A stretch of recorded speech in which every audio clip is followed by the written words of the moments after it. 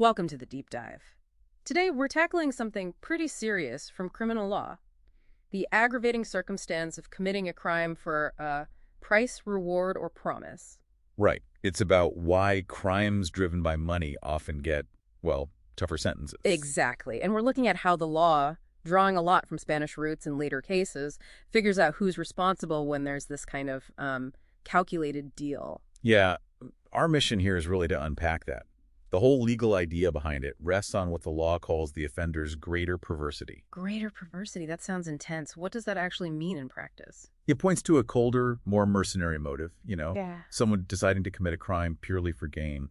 The courts see that as showing a higher level of moral corruption compared to, say, a crime of passion. Okay, so it's about that deliberate cold calculation. Yeah. But how does the law handle blame when you've got someone offering the money and someone else doing the deed? The source material mentions a multiple offender requirement. That's right. So you generally have two key players. There's the offerer, sometimes called the inducer, who puts up the price or promise. The one orchestrating it. Exactly. And then you have the acceptor, or the executor, the person who actually carries out the crime for that price. And how does the law see them? Are they treated differently? Well, this is where it gets interesting. According to established commentary, like Viada's, both are classified as principals. They actually share equal responsibility. Right, equal. Even if one person came up with the whole plan and the other just carried it out? Yes.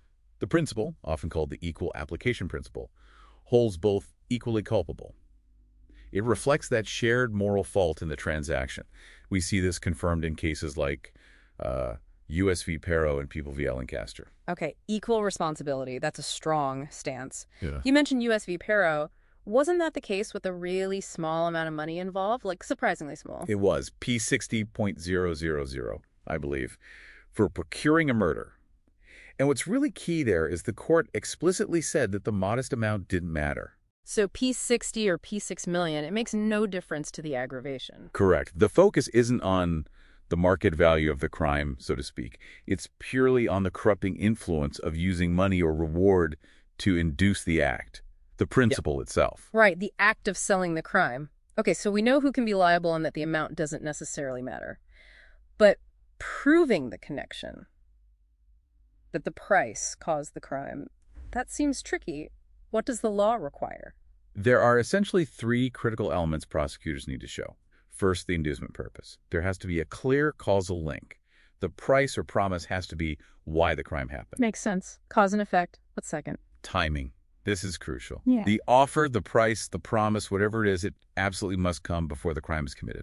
So if someone commits a crime and then someone gives them money, just as a thank you or a bonus? But that doesn't count. Exactly. That's a post-crime voluntary reward. Yeah. The case U.S. v. Flores touches on this distinction. It has to be the thing that sets the crime in motion. Okay, inducement, timing before the act.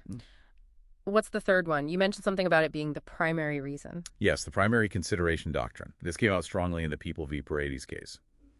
The ruling basically said the price or reward has to be the main motivation. The main one, not just like an added perk. Precisely.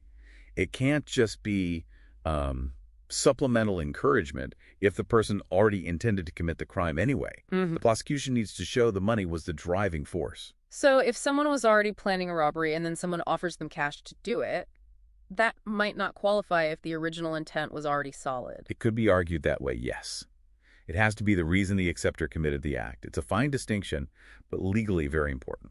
Wow, that really highlights how careful the legal arguments need to be. Absolutely. And it links to how this circumstance is used. Is it a qualifying aggravating circumstance, which actually bumps, say, homicide up to murder? Right, changing the crime itself. Or is it just a generic aggravating circumstance, which only influences the penalty phase, the sentencing range? How it's pleaded makes all the difference. So pulling this all together for you listening, what's the big takeaway? It seems like with these price-motivated crimes, the why and the when are far more critical than the how much. Exactly. The law is zeroing in on that specific moral failure, the decision to treat a criminal act as a commodity to be bought or sold.